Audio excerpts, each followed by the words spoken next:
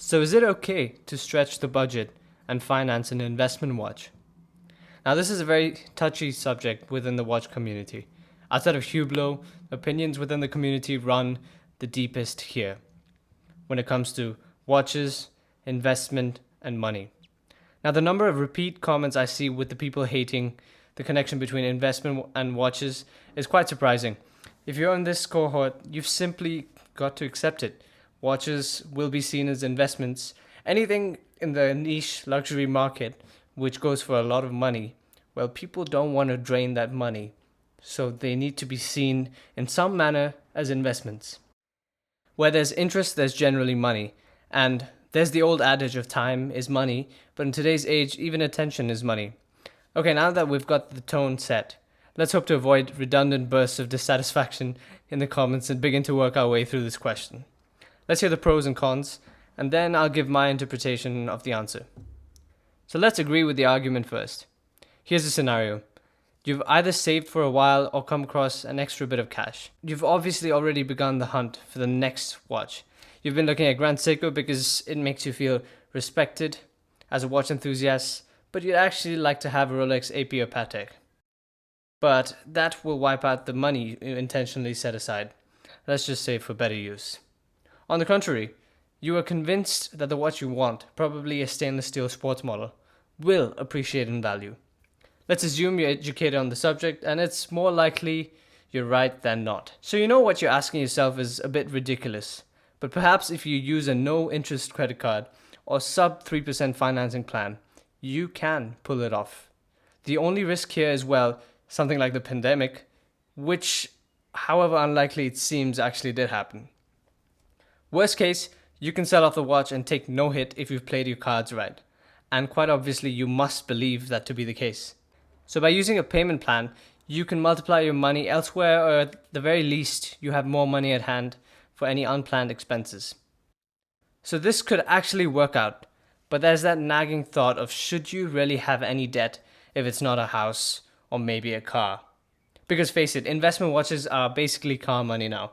Let's not even consider RMs as they are New York apartment money. Moreover, if the calculations work out, you're not spreading yourself too thin, and it's not much worse than if you bought a new car. So is it a good idea? Keep in mind the watch has to appreciate in value or at least beat inflation, because otherwise you're shooting yourself in the foot. So now let's take on the role of the antagonist. Perhaps someone that isn't very in the know of credit and leveraging debt to create more money through the understanding of opportunity cost.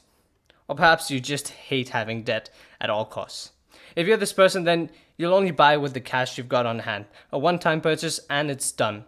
You own the watch outright and there's no more thought or headache of budgeting and financing after the purchase. You can just enjoy the watch. Now I have to admit, owning something outright is definitely so much more pleasurable than financing it. If you run through watches quickly, buying and selling often, instead of buying and just collecting and keeping, then buying outright is the only way to go. Imagine how disastrous it would feel to keep making payments on something that is absolutely not necessary and you're over the honeymoon phase with it. It would probably feel similar to flushing money down the drain. Whether that's true or not, it would still feel a bit like it. So the obvious answer when buying something just for fun is to not have any worry over it. That's really only possible when you don't finance a watch.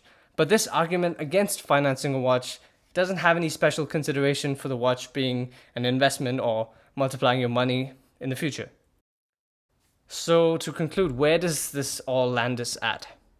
Well, it's extremely subjective, so I can only provide you with my take on it, not any concrete direction or decision to proceed with.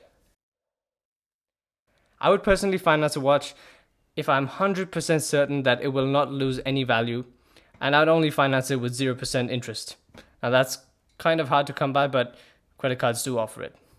I would really map out the market for the watch and be very sure that this is something I want to keep long term. It's a must to already have the capacity to buy it outright, just in case something goes wrong. Financing the watch should only be used as an option when it's truly the smarter decision. Best case scenario would be if you could buy more than one of them outright, but you still navigate to find yourself a better return on investment through financing. And when it comes to the financing term itself, I would make sure it's 1 year or less. If it has to be more than that, then the risk versus reward balance begins to topple. I would still not recommend most people to do this. It is certainly a bit of a headache and a constant liability until you've finally paid it off. Now, I'm sure a lot of you have spent time thinking about this, and I want to hear your thoughts.